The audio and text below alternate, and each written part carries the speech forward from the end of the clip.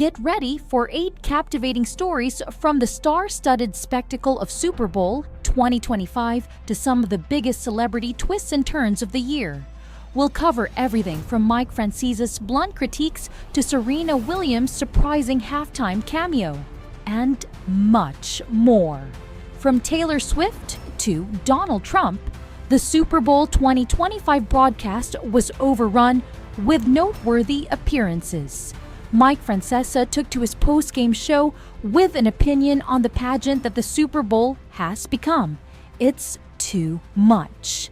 What they have done to this game, are we going to hear from everyone in Hollywood before the game starts? He said. Fox's broadcast featured actors Bradley Cooper and Jon Hamm introducing their favorite teams ahead of kickoff.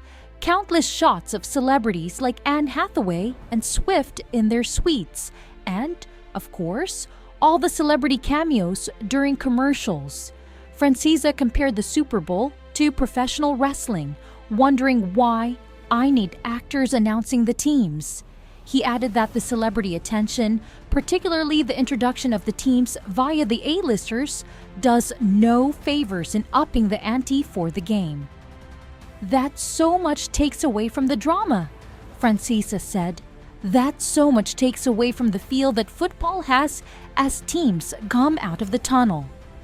With the ceremonious build-up to the game's beginning, Francesa was also frustrated with the matchup kicking off about 20 minutes after the scheduled 6:30 start time. I understand that it is a lot of money for a commercial, he said, but what are we going to do? Get to the point where the game starts at 9 o'clock at night? Francesa's displeasure with all of the gimmicks extended to some of the showings of players too, as he didn't like the on-field pre-game interviews with Patrick Mahomes and Saquon Barkley. Players are interviewed all week leading up to the game, which begged Francesa's question, what is there left to say? How many times are you going to do interviews?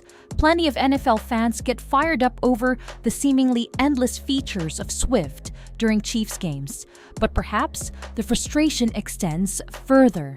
Now let's move on to our second news story, featuring Camille Kostek's undercover first date with Rob Gronkowski. Camille Kostek's first date with her boyfriend, legendary NFL tight end Rob Gronkowski, was quite the stealth operation. When speaking to the Post this weekend from Super Bowl 2025 in New Orleans, the Sports Illustrated swimsuit model, 32, opened up about why the couple had to fly under the radar during a trip to the movies when Gronkowski, 35, was still a member of the Patriots. Our first date was very undercover because I was a cheerleader for the New England Patriots and you're not allowed to date the players, but I was a bad girl, Kostek recalled. We went to the movies at Patriot Place in the Lux level and we went with our hoodies up. Kostek and Gronkowski originally met at a charity event in 2013 during the future Hall of Famer's third year in New England. A lifelong dancer, Kostek joined the Patriots cheerleading roster that same year and was part of the squad for 2 seasons. She has been publicly linked to Gronkowski since 2015. Gronkowski spent the first 9 years of his NFL career in New England, winning 3 Super Bowls alongside former NFL quarterback turned Fox Sports colleague Tom Brady. Although the All-Pro tight end called it a career after the 2018 season, he came out of retirement in 2020 and was traded to the Buccaneers, with whom Brady signed in free agency after 20 seasons in New England. The duo beat the Chiefs in Super Bowl 2021. Gronkowski retired again in June 2022 with Brady, 47, following suit in February 2023.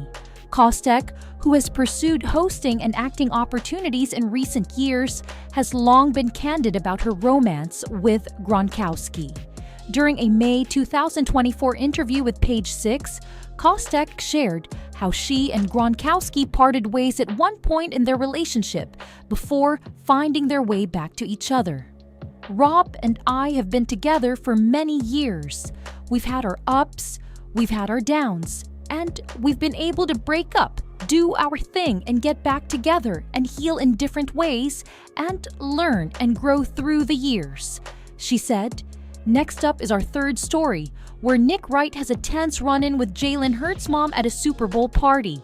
Nick Wright said he had to answer to Jalen Hurts' mom, Pamela, after an unexpected run-in at Super Bowl 2025. During Monday's installment of First Things First on FS1, Wright recalled having a tense encounter with the Eagles quarterback's mom, whom he said scolded him for talking so bad about her son on television. Wright explained that Pamela confronted him while at a clutch sports party the night before the Eagles dominated the Chiefs 40-22, and Hurts was named Super Bowl MVP in New Orleans. "I'm having a good time. I don't work the next day, having a few drinks as most people are, and a woman walks up to me and says, 'I need to ask you one question. Why do you talk so bad about Jalen Hurts?'" Wright, an unabashed Chiefs fan, told his co-hosts Chris Broussard and Kevin Wildes, "I was like, well, I don't think I talk bad." And she was not budging a bit. She's like, no, you do." And I said, "Well, let me tell you the good things I said about him. Once this goes on for 5, 6, 7 minutes. I had a moment of clarity and I said, "Ma'am, can I ask you one question real quick?" I said, "Are you Jalen Hurts' mother?" She said, "Yes, I am." And it went on for another 15 minutes, where it was a very cordial but intense mother defending her child against someone who she thinks has been unfair to him. She ended it with this, "I just want to know what you're going to say when he wins on Sunday." Wright went on to say that he'd have to wait and see how Hurts performed, but he promised to be fair in his analysis. So, to Mrs. Hurts and to anyone else, he was phenomenal. Wright said, "The Chiefs did do the thing that I think that anyone who was confident the Chiefs would in thought. Stop Eagles running back Saquon Barkley, and you win. That's the one thing they did effectively gameplay-wise, and it didn't work because Jalen made every play that was asked about him. He is as impressive as a leader as just about anyone in the sport, and the team he leads just had, in my opinion, a top 5 all-time Super Bowl performance by a team as far as what they did on both sides of the ball. I think it is unfair to say that Bengals, Joe Burrow, Ravens, Lamar Jackson, or Bills' Josh Allen are just definitively clearly in a different class than Jalen. I think he's got to be in that top 5. Hurts, 26, played lights out en route to his first Super Bowl title at Caesars Superdome on Sunday. He completed 17 of 22 passes for 221 yards with 2 touchdowns and 1 interception. The 2-time Pro Bowl quarterback was also the Eagles' leading rusher with 72 yards on 11 attempts for 6.5 yards per carry.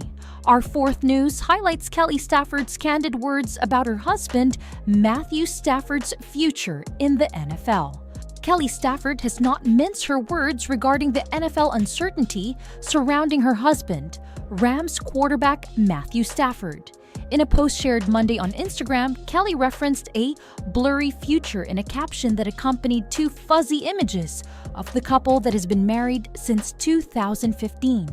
Future might be blurry, but the present is always clear with you. Kelce's full caption read, "Stafford, 37, has been at the center of trade buzz following the Rams' divisional round ouster in January to the eventual Super Bowl champion Eagles. Although he intends to play next season, it remains to be seen if it will be with an ever-evolving Rams team that intends to trade veteran wide receiver Cooper Kupp. Kupp, 31, and Stafford won a Super Bowl with the Rams in February 2022 in the quarterback's first season with the team." Kelce addressed the ongoing trade chatter on a recent episode of her Morning After podcast, stating it's been upsetting to see the mounting speculation. "I will say, the trading away of Cooper, I am a little confused because we were 1 play away from the NFC Championship, and I think if we go, we win," she said. "And there's now talk about trading your quarterback away. I don't get it. Although the Staffords and their 4 daughters have called Los Angeles home for nearly 4 years, Kelly is not opposed to an adventure. "Who's to say I'm not going to fall in love with another city? We want to be here, but I'm not scared of going elsewhere, and I don't think he is either," she said. Buzz has been building over the idea of Stafford potentially taking his talents to the Giants, who released Daniel Jones in November. That speculation intensified Monday with the hiring of Kelly's brother, Chad Hall, as an assistant quarterbacks coach. Up next is our 5th story. Saquon Barkley's 28th birthday party brings together familiar Giants faces and a big Eagles celebration. Saquon Barkley's party for his 28th birthday was a Giants reunion with his former teammates, Odell Beckham Jr. and Sterling Shepard. Beckham, who is a free agent wide receiver, and Shepard, now a wideout with the Buccaneers, attended a private celebration for the Eagles running back after Philadelphia's 40-22 rout of the Chiefs at Caesars Superdome in New Orleans on Sunday in Super Bowl 2025, as seen in photos by photographer Josh Sobel. Barkley signed a 3-year, $37.75 million contract with Philadelphia last March after 6 seasons with the Giants. The bash took place at St. Pizza, according to People, which reported Leonardo DiCaprio and Chance the Rapper were in attendance.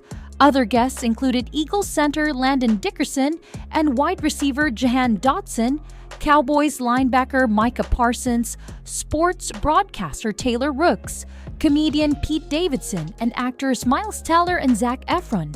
Footage posted on TikTok shows. Shepard reposted a snapshot with Beckham and Barkley with the caption, 4L, to his Instagram story. Barkley's fiancée, Anna Congdon, was there along with Barkley's sister, Aaliyah, and mother, Tanya Johnson. The bride-to-be looked stunning in a white dress. Barkley, who sported a Super Bowl 59 racer jacket and a diamond chain with his number, 26, thanked his friends and family for attending after the crowd sang, "Happy birthday." "Thank you guys for coming out. I appreciate it seriously. And ST, we're the F King champs," Barkley said.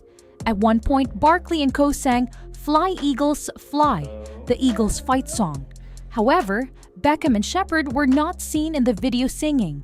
The Eagles redeemed themselves after a heartbreaking 38-35 loss to the Chiefs in Super Bowl 2023. Barkley finished with 57 rushing yards after accumulating 442 yards in the Eagles' first 3 playoff wins. He set an NFL record with 2,504 rushing yards this season. Including the playoffs, our 6th news focuses on Skip Bayless and his outspoken views on both Taylor Swift and the Chiefs' Super Bowl performance. Skip Bayless wanted to see Taylor Swift's teardrops on her Chiefs-themed guitar. The controversial former Fox Sports host took glee in the Chiefs losing to the Eagles in Super Bowl 2025 and the effect it would have on Swift, who was dating Kansas City star tight end Travis Kelce. "It was all Eagles all the time, and I loved how much they put the Chiefs back in their places," Bayless said in a YouTube video posted after Sunday's 40-22 rout. "Stomped on their growing pride, their spillover pride. Shut up the Swifties. Cry. Taylor. Cry. I predicted this was gonna happen. They got even tonight for what happened in Glendale 2 years ago. Way to go, Eagles, and condolences to Cowboy Nation." Bayless, 73, is not a fan of Swift and her fans, the Swifties, and has not been shy about vocalizing his contrarian view about the pop star. When Kelce and Swift went public with their relationship in 2023, he said she came off as stagey and fake, and even wondered if she had become a distraction. "I'm sorry, but when she's up in the box, she comes off as stagey and fake to me," Bayless said at the time. "I just don't buy it. My radar detector's saying, nope, nope, nope." Bayless then upped his hating this year by accusing the NFL before the AFC Championship game of plans to rig the game to ensure Swift would attend Super Bowl 2025. The memo will go out just as it did last week. Make sure Taylor Swift makes it to New Orleans for the Super Bowl, Bayless said on January 20. Without her, the NFL loses millions and millions of viewers who will tune in, mostly to see what she's wearing up in that Superdome luxury box. He added, "This is the Taylor Swift effect. She is a one-woman ratings juggernaut. Protect her, prop her up, award her boyfriend's team with phantom penalties, get them to New Orleans. The NFL needs the Swifties. Protect them, prop them up, make sure the Chiefs advance." Well, the Chiefs advanced and Swift indeed attended the Super Bowl for the second straight year. This time, though, both Swift and her boyfriend had rough nights. The pro-Eagles crowd booed Swift while being shown on the Jumbotron during the game, with the jeers catching her by surprise and reportedly upsetting Kelce. Kelce only had 4 catches for 39 yards in the loss. Swift comforted the future Hall of Famer after the game, per page 6.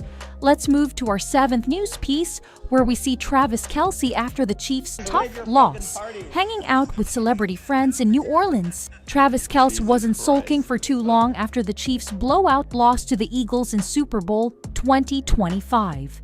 The Kansas City tight end hung out with Australian DJ Dom Dolla after the crushing loss, as seen in a video that emerged on social media, which showed the Chainsmokers duo Alex Paul and Drew Taggart on a FaceTime call with Kelce.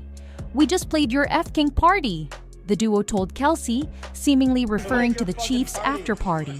"It's not uncommon for the losing team in the Super Bowl to have an after party." Kelce was smiling in the camera before he turned it over to Dom Dolla, whom he's been friends with for years. "Dom is here too," someone said while the DJ laughed in the camera. Dom Dolla performed on Bourbon Street during Super Bowl week in New Orleans. Kelce appeared to be standing in a kitchen with a set of pots and pans hanging over him while on the call. The 3-time Super Bowl champ is good friends with the Chainsmokers, and they've partied together on many occasions, including at the last year's Kentucky Derby in Louisville, where the Chainsmokers played multiple shows. It's unclear what exactly Kelce and his girlfriend Taylor Swift, who supported him at Caesars Superdome in New Orleans, did after a 40-22 rout by the Eagles, which spoiled Kansas City's quest for a historic three-peat. The couple appeared to keep a low profile as they weren't publicly photographed together after the game. Kelce and Chiefs quarterback Patrick Mahomes reportedly laid low. Most of the players skipped the after-party, including Travis and Patrick Mahomes, a source told Page 6. Everyone just went back to their rooms or Airbnbs and just stayed in. Kelce was essentially a non-factor, and it was one of Mahomes' worst performances to date. The tight end had just 4 receptions for 39 yards. Finally, our 8th news focuses on Serena Williams' brief halftime cameo and the reaction it stirred, both online and on ESPN. Serena Williams' husband and Reddit founder Alexis Ohanian has weighed in on his wife's brief cameo during the Super Bowl 2025 halftime show. The tennis phenom, 43, made a surprise appearance during Kendrick Lamar's halftime performance at Caesars Superdome on Sunday. Ohanian took to social media to share his thoughts about the performance. "Pretty fantastic halftime show," the 41-year-old wrote on X after sharing a series of snaps of his view from the VIP suite. On Monday, the tech guru shared further thoughts about his wife's dance routine. "Some of y'all have no idea how criticized Serena was for the same dance at Wimbledon 13 years ago, and it shows. This is bigger than the music," he wrote on X. On Sunday, the retired athlete was seen dancing along with the backup dancers to Lamar's smash hit, Not Like Us, his Grammy-winning diss track about fellow rapper Drake. Williams' cameo came as a surprise to many, given that she had dated Drake back in 2011. What's more, the Canadian rapper revealed in footage released over the summer he wrote the 2016 song Too Good for the tennis superstar. The following year, Williams and Ohanian tied the knot. The duo have since welcomed 2 daughters, Alexis Olympia Jr., 7, and Adira River, 1. Following Sunday's halftime performance, Williams took to social media to share her thoughts on how it went down. "Let's go Super Bowl halftime? I died a little," Williams wrote on X. She later returned to the platform to throw her support behind Taylor Swift, who was viciously booed during the matchup after appearing on the Jumbotron. "I love you, Taylor Swift. 13, don't listen to those, boo," the 23-time Grand Slam winner wrote on X.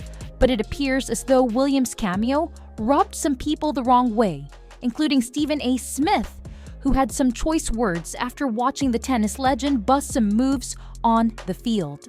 "If I'm married and my wife is going to join trolling her ex, go back to his ass, 'cause clearly you don't belong with me," Smith said Monday on ESPN's First Take. "What you worried about him for, and you're with me." And that wraps up our 8 major stories, from controversial sports takes to unexpected celebrity drama. Thanks for tuning in, and we'll see you in the next video.